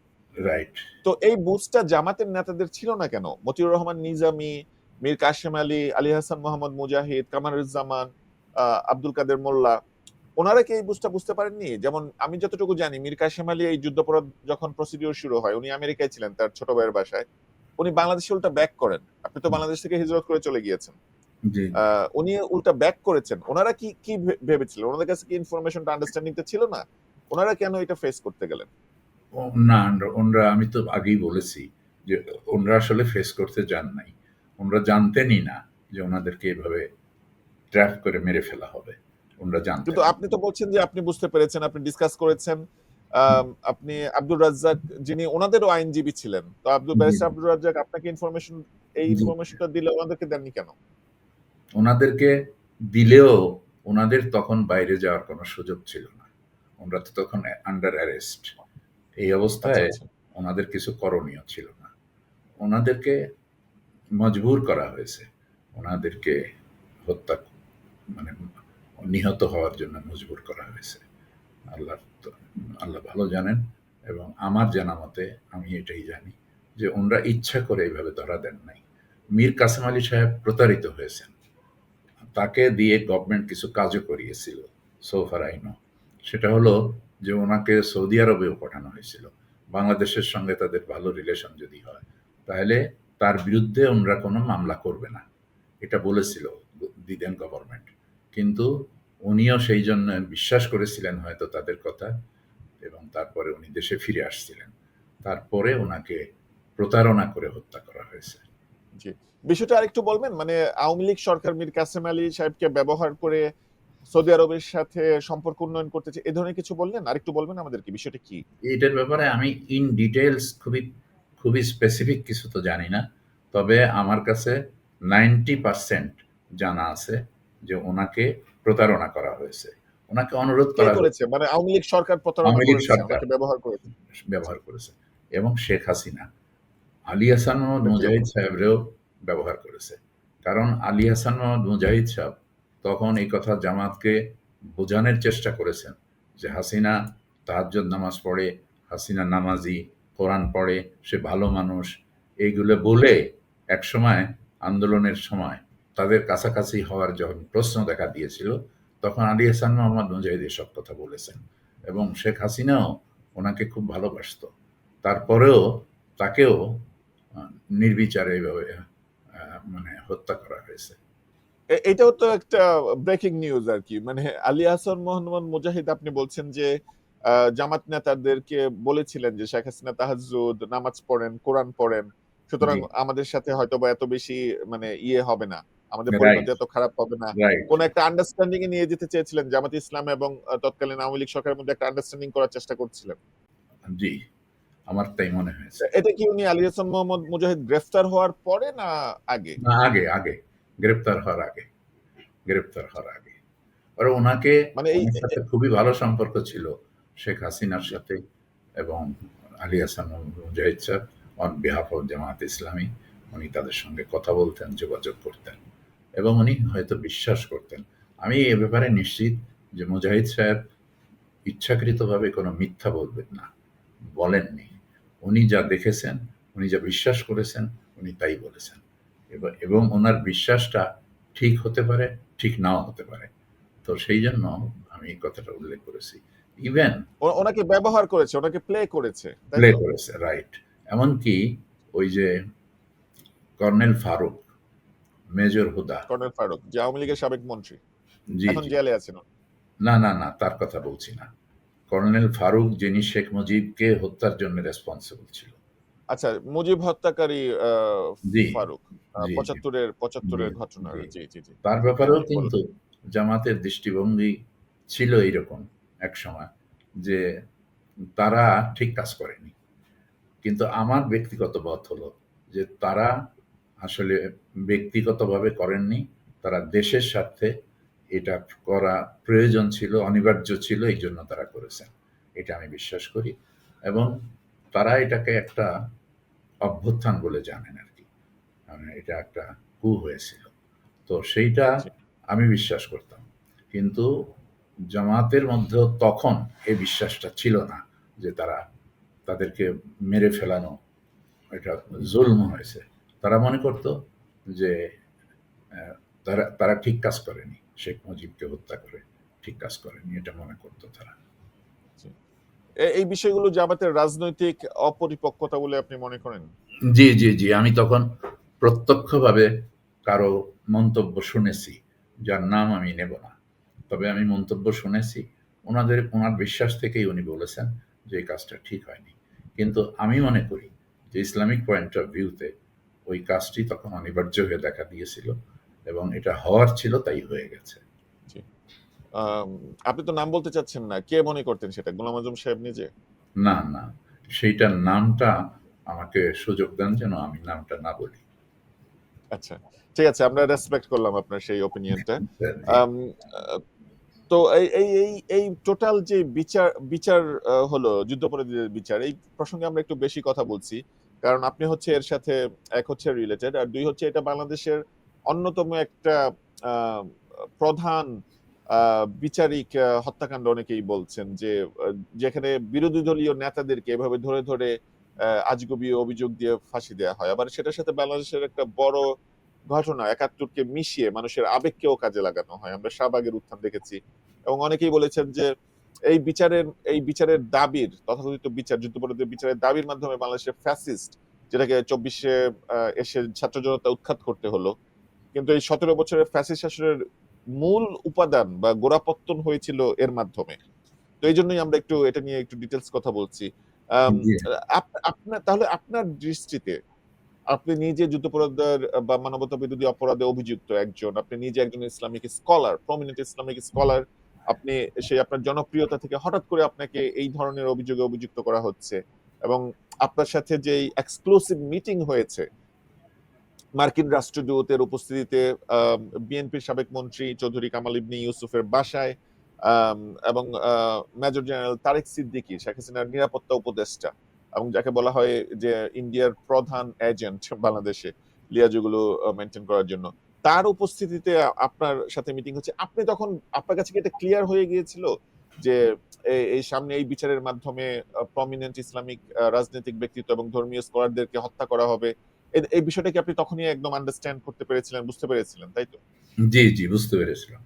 কিন্তু এটা জি। প্রকাশ করার মতো কোনো স্কোপ তখন ছিল না দেশের মধ্যে। মানে আপনি জামাত ইসলামের লিডারদের সাথে তখন কমিউনিকেট করতে পেরেছিলেন আপনার আন্ডারস্ট্যান্ডিংটা? না, তখন ইয়ে ছিল ডিজিএফ এর লোকেরা, তারপরে এনএসআই এর লোকেরা, এরা আমার বাড়ির চতুর্দিকে পাহারা দিত। এ- এটা আমার প্রোটেকশনের জন্য দিতে পারে, বা আমি যাতে পালিয়ে না যাই সেজন্যও দিতে পারে, আল্লাহ ভালো জানে। তবে তারা দিত। এইটা অনেক দিন পর্যন্ত যেত। আমি যখন অফিসে যেতাম, মসজিদ কাউন্সিলের অফিসে, তখনও তারা ওই অফিসে গিয়ে চার চতুর্দিকে নিজের অবস্থান নিত। আপনি কোথায় থাকতেন তখন? আমি তখন থাকতাম উত্তরখান, চাঁদপাড়া। আচ্ছা, জি। উত্তরখান। আম, কিন্তু আপনি তো পালিয়ে গেলেন, মানে আমি পালিয়ে গেলেন শব্দটা বলছি, আপনি বলেছেন হিজরত করেছেন, জি, আমি জি, আপনার জি, শব্দটাকে রেসপেক্ট করছি। জি, আপনি জি, সেখান থেকে স্থান ত্যাগ করেছেন, আম, জি। আম, এবং এটা আমি আপনার উপর ছেড়ে দিব, আপনি বলতে পারেন, নাও বলতে পারেন কোথায় গিয়েছিলেন। আর সেটা না বলাই ভালো, না বলাই ওকে, মনে ঠিক হয় আছে, ভালো। উই আমি রেসপেক্ট ইট। আমাদের অনুষ্ঠান থেকে এটা, আপনার প্রাইভেসিটাকে আমরা রেসপেক্ট করি, জি, এবং আমরাও দর্শকদের সাথে জানিয়ে রাখছি যে আপনি আনডিসক্লোজ লোকেশন থেকে আপনি আমাদের আজকের অনুষ্ঠানে অ্যাটেন্ড করেছেন। আপনি যখন অন্য জায়গাতে চলে গিয়েছেন, এবং এটা মিডিয়াতে অনেকে লিখেছে যে আপনি প্রথমে ভারত হয়ে পাকিস্তানে গিয়েছেন, এই ধরনের মিডিয়াতে আছে, আপনার যদি কেউ আপনার নাম সার্চ করে এগুলো মিডিয়াতে আসবে আর কি। তো আমরা আপনার উপর ছেড়ে দিচ্ছি, আপনি যদি বলতে চান বলতে পারেন, না বলতে চান না বলতে পারেন, we are fine with it. আপনার প্রবাস জীবন বা আপনার এই হিজরত জীবন, আপনার ভাষ্যমতে, বা স্থানান্তরিত জীবন, অনেকে বলবেন, আমাদের অনুষ্ঠানটা দেখে অনেকে বলবেন যে পালিয়ে থাকার জীবন, কেমন কেটেছে? আপনি এই কয়েক বছর কি করেছেন, কি চিন্তা করেছেন, কিভাবে সময় কেটেছে? খুবই গুরুত্বপূর্ণ প্রশ্ন আপনি করেছেন আমার মতে। কেননা যে আমার জীবনের সবচেয়ে গোল্ডেন টাইম হলো এই কয় বছর। টু আচ্ছা, স্পিক দি কেন ট্রুথ, সেটা? টু স্পিক দি ট্রুথ, আমি একান্তভাবে আল্লাহকে ডাকার সুযোগ পেতাম, এক। দুই হলো, আমাকে যেভাবে এন্টারটেইন করা হয়েছে, আমাকে যারা ইয়ে করেছে, তখন থাকার জায়গা, খাওয়ার ব্যবস্থা করেছেন, এত সুন্দর থাকা খাওয়ার ব্যবস্থা করেছে যে আমার দেশের ভিতরে আমার ব্যক্তিগত চেষ্টায় সম্ভব ছিল না। তাহলে এ সময় আমি অনেক আদরে ছিলাম, আলহামদুলিল্লাহ। ইন অল রেসপেক্ট, আমি ওই টাইমটাকে আমার জীবনের সবচেয়ে ভালো সময় মনে করি। যদি ফ্যাসিস্টরা ভালো নিয়তে এই কাজটা করতো, যে আমার উপকারী তারা করেছে আসলে, তাহলে সব পেত। কিন্তু তারা তো এই জন্য করে নাই, তারা করেছে আমাকে শাস্তি দেওয়ার জন্য। কিন্তু শাস্তি তো আমি পাইনি, বরং আমি আল্লাহর রহমত পেয়েছি, এবং আমার ভালো জীবন ছিল, এবং সেই জীবনে আমি অনেক বেশি আনন্দিত ছিলাম আল্লাহর রহমতে। ইয়েস, এটা ছিল যে আমি দেশের থেকে বঞ্চিত, দেশ থেকে বাইরে চলে আসছি, পরিবার পরিজন থেকে বঞ্চিত। এটা এটা এটা ছাড়া আর আমার অন্য কোনো দুঃখ কষ্ট ছিল না। তো আমাকে তারা কষ্ট দিতে চেয়েছিলেন, কিন্তু কষ্ট তো আসলে তাদের ভাগ্যলিপি ছিল, তাই তারা কষ্টে পড়েছেন। আমার কোনো কষ্ট হয়নি, আলহামদুলিল্লাহ। জি, জি। আম, বুঝতে পেরেছি। আপনি আমি লক্ষ্য করেছি আপনি যখন আমার এই প্রশ্নটার উত্তর দিচ্ছিলেন, আপনি বলেছেন পাস্ট টেন্সে কথা বলেছেন, ছিলাম, ভালো ছিলাম, আমার কষ্ট হয়নি, আমার জীবনে গোল্ডেন টাইম কেটেছে। আপনি জি, কি জি, দেশে ব্যাক করেছেন? এগেইন আমি আপনাকে অপরচুনিটি দিচ্ছি উত্তর দেওয়ার, আমি ফোর্স করব না। আপনি জি বলতে আছে। চাইলে বলতে পারেন, না বলতে জি, চাইলে জি, না বলতে জি, আমি দেশে ব্যাক করেছি, এবং আমাকে আসার জন্য সহযোগিতা এই দেশের গভর্নমেন্ট করেছেন, আলহামদুলিল্লাহ। গভর্নমেন্ট সহযোগিতা করেছেন। ওখানে পাকিস্তানের যে হাই কমিশন আছে, সেই হাই কমিশনার সাহেব, উনি অত্যন্ত আমাকে ভালোবাসেন, এবং এখান থেকে তাদেরকে বলা হয়েছিল, বৈদেশিক মন্ত্রণালয় এবং স্বরাষ্ট্র মন্ত্রণালয় থেকে বলা হয়েছিল যে ওনাকে ট্রাভেল পারমিট দিয়ে দাও। তো তারা আমাকে একেবারে আমি যেখানে ছিলাম সেখানে এসে আমাকে প্রায় ট্রাভেল পারমিট দিয়ে গেছে, এবং আমি আলহামদুলিল্লাহ খুব সসম্মানে দেশে ফিরেছি, আল্লাহ চায় তো। এবং আপনার যুদ্ধাপরাধ মামলার কি হয়েছে? মানবতা বিরোধী মামলায় যে আপনার রায় হয়েছে সেটা কি অবস্থায় আছে? সেটার জন্য আমি দরখাস্ত করেছি গভর্নমেন্টের, যেখানে দরখাস্ত করার কথা আমি সেখানে দরখাস্ত করেছি, এবং সেটা প্রসিড করছে সুন্দরভাবে আমি যতদূর জানতে পেরেছি। আমি দেশেই এসেছি এবং আমি আমার ঘরেই অবস্থান করছি, তবে আমি পাবলিক হই না, যে যতক্ষণ পর্যন্ত এই ঝামেলাটা না যায় ততক্ষণ পর্যন্ত আমি পাবলিক হতে চাচ্ছি না। এটা মাশাআল্লাহ, অবশ্য শুধু ডাক্তার, হসপিটাল এসবের প্রয়োজনে আমি কখনো বাইরে যাই। আমরা আম, আরেকটু যদি ব্যাক করি, আপনি অনুষ্ঠানের শুরুতে বলছিলেন জি, এবং আপনার বিরুদ্ধে আপনার ভাষ্যমতে শ্যাম ট্রায়াল হয়েছে, বানোয়াট অভিযোগ এসেছে, যে অভিযোগগুলো আপনি নিজে অ্যাওয়ার হয়েছেন পত্রিকায় পড়ে। জি, আম, তো কিন্তু এই যখন মামলাটা হয় কিছু তো সাক্ষী গিয়েছে, আপনার হুম, বলেছে গিয়ে যে আপনার বিরুদ্ধে এটা এটা এটা এটা এটা আপনি হত্যা করেছেন, রেপ করেছেন, নিজের ইত্যাদি ইত্যাদি বলেছে তো তারা। ওই জি, সাক্ষীদের ব্যাপারে আপনার ধারণাটা কি আরেকবার বলবেন? আপনি বলেছেন অনেকেই ইন্ডিয়াতে ছিল, আপনার যে এলাকাতে আপনি ছিলেন হিন্দু অধ্যুষিত এলাকা বা অনেক হিন্দু কমিউনিটির লোকরা সেখানে বসবাস করেছেন। হুম। এই যারা সাক্ষীটা দিল তাদের ব্যাপারে আপনি আরেকটু আমাদেরকে খোলাসা করবেন, তারা কেন বললো এগুলো গিয়ে, তাহলে আপনি যদি কোনো যুদ্ধাপরাধ নাই করে থাকেন? একজন সাক্ষী ছিল শাহ মোহাম্মদ আবু জাফর। ওই ওই লোক এমপিও ছিলেন একসময়। তো আমার বাড়ির থেকে বেশি দূরে না ওনার বাড়ি। আমার ছোটবেলার বন্ধু, আমার সঙ্গে মাদ্রাসায়ও পড়েছে, কোরআন ওই পড়া। ওই ওই সাক্ষী নিজে শাহ মোহাম্মদ আবু আবু জাফর? ও শাহ মোহাম্মদ আবু জাফর যদিও নিজে সাক্ষী ছিলেন না, তবে বর্তমানে সাংবাদিকরা তাকে গিয়ে জিজ্ঞেস করেছিল যে জি জি আপনি ওনার সম্পর্কে জানেন, কাছের থেকে দেখেছেন, আপনার মত কি? তো উনি বললেন যে আমার বাড়িটিও জ্বালিয়ে দিত মিলিটারিরা যদি উনি না থাকতো। তো উনি বুঝাইছিল তাদেরকে যে এই বাড়ি শাহ মোহাম্মদ আবু জাফরের না, এটা তার আব্বা মুন্সি আব্দুল আজিজ সাহেবের বাড়ি, এবং উনি নিজে পাকিস্তানের পক্ষের লোক ছিলেন, উনি মুসলিম লীগার ছিলেন। এই কথা বলার পরে মিলিটারিরা আমার বাড়িটা জ্বালায় নেয়, আর যদি সেই দিন উনি না থাকতো তাহলে আমার বাড়িও জ্বালিয়ে দেওয়া হতো। এটা উনি বলেছেন সাক্ষাৎকারে সাংবাদিকদের কাছে, যেটা মিডিয়াতেও আসছে, মিডিয়াতেও আসছে।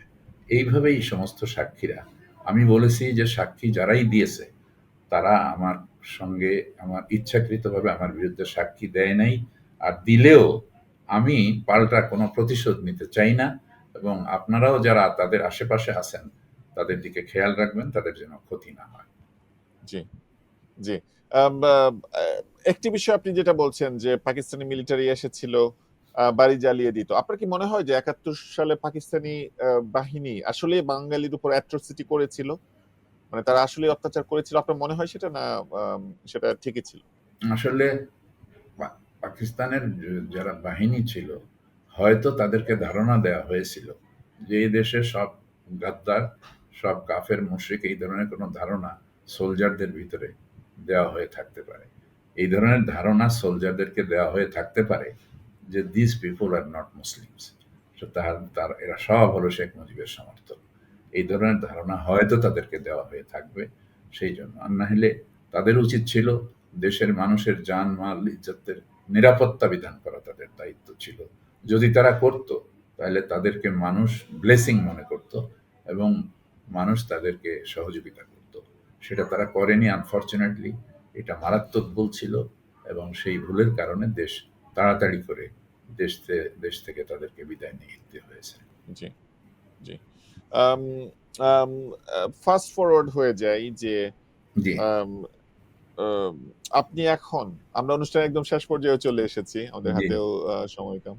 আম, আপনি এখন ২৪-এর যেই গণ অভ্যুত্থানে, বিপ্লবে শেখ হাসিনা সরকার পতন হলো, ফ্যাসিস্টের পতন হলো, শেখ হাসিনা ভারতে চলে গেলেন। আম, এবং আপনি যেটা বলছিলেন, এবং ভারতে চলে যাওয়ার পরেই বাংলাদেশের মানুষ স্পিক আউট করা শুরু করলো, তারা বলা শুরু, আয়নাঘরের শত শত আয়নাঘরের আম, খোঁজ পাওয়া গেল, যারা ইন্ডিয়া হেজিমনির বিরুদ্ধে কথা বলেছেন তাদেরকে ডিসঅ্যাপিয়ার করা হতো, নির্যাতন করা হতো, আয়নাঘরে রাখা হতো, অনেক এরকম অনেক ভিকটিমরা আছেন। আপনি বলছিলেন অনুষ্ঠানের শুরুতে যে 71 সালে আমি অখণ্ড পাকিস্তানের পক্ষে ছিলাম, কারণ আমি ইন্ডিয়ার হস্তক্ষেপ আশঙ্কা করেছিলাম, এ ধরনের একটা কথা আপনি বলেছেন, তাই তো? জি 24-এ এসে কি আপনার মনে হয় যে 25-এ এসে আপনার মনে হয় আপনি যে আশঙ্কাটা করেছিলেন বা তৎকালীন জামাতে ইসলামের নেতারা যে কারণে মুক্তিযুদ্ধে অংশগ্রহণ করতে পারেনি বলেছেন, ইন্ডিয়ান হেজিমনি বা ইন্ডিয়ান আগ্রাসন বা ইন্ডিয়ার কবজায় চলে যাওয়া, জি জি আপনাদের এই আশঙ্কাটাই কি বাস্তবায়ন হয়েছে বলে মনে হচ্ছে আপনাদের কাছে? জি, তা তো হয়েছেই। কিন্তু এই যে পরিবর্তন, যে পরিবর্তন সম্পর্কে না দেশের মানুষ জানতো, না বিদেশের মানুষে জানতো, না কোনো গোয়েন্দা বাহিনীর লোকেরা জানতো। আল্লাহ তাআলা বাচ্চাদেরকে দিয়ে বিশাল পরিবর্তন সংগঠিত করেছেন। সুতরাং আল্লাহ ইজ দেয়ার, আমি আল্লাহকে চোখে দেখতে পাচ্ছি। আল্লাহ আছেন যে, এটা দেখা যায় এই ঘটনার কারণে। এবং এটা আল্লাহর মেহেরবানি যে একেবারে টপ টু বটম সব জায়গায় আওয়ামী লীগাররা তাদের নিজস্ব লোক বসিয়ে দেওয়া সত্ত্বেও, এবং তারা সব কিছু নিজেদের আয়ত্তে নেওয়া সত্ত্বেও, এবং সবচেয়ে বড় কথা হলো যে ইন্ডিয়ার মতো একটা বড় দেশ এর পেটের ভিতরে থেকেও আমরা যে আল্লাহর সাহায্য পেয়েছি এবং এইভাবে পেয়েছি, এটা যদি মানুষ না বোঝে তাহলে তারা ভুল করবে যে এটা ছিল আল্লাহর সাহায্য। এই আল্লাহই বাচ্চাদেরকে দিয়ে এই পরিবর্তনটা সংগঠিত করেছেন, এবং আমি বিশ্বাস করি যে আগামীতেও আল্লাহই সাহায্য করবেন, আল্লাহই রক্ষা করবেন। দেশে এই ধরনের বড় অভ্যুত্থান হয়ে যাওয়ার পরে অনেক দেশেই এটা হয়েছে যে অনেক বড় রকমের ম্যাসাকার হয়েছে, এবং উম, অনেক দিন লাগছে তাদের প্রতিষ্ঠিত হইতে। এই দেশে আওয়ামী লীগাররাই বলতো যে লক্ষ লক্ষ মানুষ মারা যাবে যদি আওয়ামী জি। লীগ না থাকে। তাতে তা তো হয়নি, বরং সেই তুলনায় এখানে বলতে গেলে কোনো প্রতিশোধমূলক কাজ উল্লেখযোগ্যভাবে সে তেমন হয় নাই। এবং এখানের মাইনরিটিদের ব্যাপারেও বলা হয়েছে যে তারা তারা মারা যাবে, আসলে তারা কেউ মারা যায়নি। যদি কোনো মাইনরিটি ভিকটিম হয়ে থাকে কোনো কোনো কোনো পরিস্থিতি, তাহলে সেটা তার ব্যক্তিগত রাজনৈতিক কার্যকলাপের কারণে হয়েছে। আল্লাহ জানেন, দেশের মানুষ, আপনারা তো সবাই জানেন, আপনারাও দেশের মানুষ। তো এই জন্য আমি মনে করি যে এই পরিবর্তনের পরে যা কিছু হচ্ছে এটা অস্বাভাবিক কিছুই না, এবং এতে বিচলিত হওয়ার কিছু নাই। মানে Sheikh Hasina will never come back ইনশাআল্লাহ। এবং ফ্যাসিস্ট যারা, তার ভিতরে একটা চরিত্র আছে শেখ হাসিনার, তার উচিত ছিল যে এই ঘটনার পরেই সে রিয়েলাইজ করবে যে সে ভুল করেছে এবং সে ক্ষমা চাইবে এবং সে আল্লাহর কাছে ক্ষমা চাইবে, কিন্তু সে চায়নি। এটা হলো শয়তানের স্বভাব, যে শয়তান ভুল করেছিল কিন্তু সে আল্লাহর কাছে ক্ষমা চায়নি, অহংকার করেছে। আবা ওয়াস্তাকবারা, সে অস্বীকার করেছে এবং সে অহংকার করেছে, এবং এই জন্য আল্লাহর লানত তার উপরে পড়েছে। আর আদম আলাইহিস সালাতু ওয়াস সালাম বলেছে, রব্বানা যালামনা আনফুসানা ওয়া ইল্লাম তাগফির লানা ওয়া তারহামনা লানাকুনান্না মিনাল খাসিরিন। এভাবে ক্ষমা চেয়েছেন আল্লাহর কাছে। তো এই দিক থেকে বিবেচনা করলে হাসিনা এ পর্যন্ত ক্ষমাও চায় নাই, এবং সে ভবিষ্যতেও সম্ভাবনা এরকম নাই। এবং মোদির মতো একজন মানুষ, এই মাপের একজন মানুষ এত নির্লজ্জ হতে পারে, এটা আমি বুঝি না। যে উনি কি করে এত বড় স্বৈরাচারীকে স্থান দিয়েছেন, সসম্মানে রেখেছেন, সেখানে বসে আন্দোলন করার সুযোগ দিচ্ছেন। তো সে ইন্ডিয়া আরো আনপপুলার হয়ে যাচ্ছে দেশের মানুষের কাছে। দেশের মানুষ ইন্ডিয়ার বিরুদ্ধে। এখন এটা একটা বোঝার জিনিস হয়ে গেছে যে কে দেশপ্রেমিক, যে ইন্ডিয়া বিরোধী, কে দেশের শত্রু, যে ইন্ডিয়ার বন্ধু, সে হলো দেশের শত্রু। এই জিনিসটা প্রতিষ্ঠিত হয়ে গেছে। এখন এই জন্য পরবর্তীতে যারা সরকারে আসবেন বলে মনে করেন ইলেকশনে, তারাও যদি বলতে যান যে আমি ইন্ডিয়ারে পছন্দ করি, তাহলে বিপদ তাদের আছে, তারা হইতেই পারবে না। ইন্ডিয়ারে পছন্দ করা মানেই হচ্ছে বাংলাদেশের সে বন্ধু না। আর ইন্ডিয়ার এই অবস্থাটা কি বাংলাদেশে পার্মানেন্ট হবে আপনার মনে হয়, যে বাংলাদেশের মানুষ ইন্ডিয়ার যে রূপ দেখেছে, ইন্ডিয়ান আগ্রাসনের যে রূপ দেখেছে, এটা অনেকদিন তারা মনে রাখবে এবং ইন্ডিয়া বিরোধী এই মনোভাবটা বাংলাদেশে স্থায়ী হবে, না এটা আবার কয়েক বছর পরে আবার যা ছিল তাই হয়ে যাবে? আপনার কি মনে হয়? আমার মনে হয় এটা স্থায়ী হবে, আরো বাড়বে। এবং এখন যারা আওয়ামী লীগের এখনো পর্যন্ত যারা আওয়ামী লীগকে সমর্থন করে তাদের সমর্থন ছুটে যাবে, থাকবে না। আমি বিশ্বাস করি যে এই অবস্থা থাকবে। চীন যেভাবে অগ্রসর হচ্ছে এবং তারা যেভাবে সহানুভূতি দেখাচ্ছে, এভাবে পাকিস্তান যেভাবে সহানুভূতি দেখাচ্ছে, এবং অন্য কোনো প্রতিবেশী রাষ্ট্রের সঙ্গেই তো ইন্ডিয়ার তেমন সম্পর্ক নাই, ভালো সম্পর্ক নাই। সুতরাং ডে উইল কাম যখন ইন্ডিয়ার পতন আমরা দেখবো ইনশাআল্লাহ, সেদিন বেশি দূরে নাই। এবং সেদিন বেশি দূরে নাই যখন দুনিয়াবাসী প্রত্যক্ষ করবে যে নেতানিয়াহু এবং মোদি এবং তাদের সাথে ট্রাম্পদের করুণ পরিণতি দুনিয়ার মানুষ হয়তো প্রত্যক্ষ করবে। আমি দেখতে পারি আর না পারি, বর্তমান জেনারেশন যারা তারা দেখবে। জি জি, জনাব মৌলানা আবুল কালাম আজাদ, ধন্যবাদ আপনাকে। আমরা অনুষ্ঠানের একদম সর্বশেষ পর্যায়ে চলে এসেছি। আপনি আপনার নিয়ার ফিউচার কি দেখেন? আপনি কি করতে চান? আপনি তো জনপরিসরে ছিলেন, টেলিভিশনে ছিলেন, আপনি ডিসঅ্যাপিয়ার হয়ে যান, আপনি আবার এখন বলছেন আপনি বাংলাদেশে ব্যাক করেছেন। নিকট ভবিষ্যতে আপনি আপনার কর্মকাণ্ড, অ্যাক্টিভিটি, আপনার কন্ট্রিবিউশন কিভাবে দেখেন নিজেকে? আমি চেষ্টা করব যে মিডিয়াতে আবার অ্যাক্টিভ হওয়া যায় কিনা, আল্লাহ তৌফিক দিলে, এবং মিডিয়ার মাধ্যমে কোরআন সুন্নাহর কথা মানুষকে জানানো যায় কিনা, এই চেষ্টা করব ইনশাআল্লাহ। এবং আমার আবেদন থাকবে, আমার চেষ্টা থাকবে যে মানুষ যেন কোরআন শরীফ পড়ে। কোরআন আল্লাহর দেওয়া কিতাব, মানুষের জন্য আল্লাহ নাজিল করেছেন। এরই ভিতরে মানুষের মুক্তির পয়গাম আছে, কল্যাণ পাওয়ার পয়গাম আছে। বাঁচার মতো একটাই রাস্তা আছে, তা হলো কোরআনকে ধরা, দৃঢ়ভাবে ধরা, কোরআন এবং সুন্নাহকে দৃঢ়ভাবে মজবুতির সঙ্গে ধরা। এই ব্যাপারে আমি মানুষকে উদ্বুদ্ধ করতে চাই, ইল্লা মাশাআল্লাহ। এবং মানুষ যেন রাসূলুল্লাহ সাল্লাল্লাহু আলাইহি ওয়াসাল্লামের জীবনীটা ভালো করে পড়ে, এই এই অনুরোধ আমি সারা দেশের মানুষের কাছে, সমস্ত বাংলা ভাষাভাষী মানুষের কাছে প্রথমত, এবং তাদের মাধ্যমে অন্যদের কাছেও রাখতে চাই যেন তারা সেটা করে। আমার চেষ্টা থাকবে আমার মৌত পর্যন্ত, আল্লাহ যদি আমাকে তৌফিক দান করেন, আমি এই চেষ্টায় করতে থাকবো যাতে মানুষেরা রাসূলুল্লাহ সাল্লাল্লাহু আলাইহি ওয়াসাল্লামের জীবনী পড়ে, যাতে মানুষেরা রাসূলুল্লাহ সাল্লাল্লাহু আলাইহি ওয়াসাল্লামের হাদিস পড়ে, যাতে মানুষেরা ফাইনালি কোরআন মজিদকে শুরু থেকে শেষ পর্যন্ত অর্থসহ পড়ে। এর মধ্যে মুক্তি আছে, এর মধ্যে আমাদের কল্যাণ আছে। এটা আমাদেরকে যদি বুঝতে যত দেরি হবে, বিপদ তত ঘনীভূত হবে। আল্লাহ আমাদেরকে তৌফিক দান করুন। With that note, thank you so much for your kind time, এবং আপনাকে অনেক অনেক ধন্যবাদ আমাদের অনুষ্ঠানের পক্ষ থেকে। Welcome, welcome. জাযাকুমুল্লাহু খাইর। বারাকাল্লাহু ফিকুম। হায়াকুমুল্লাহ।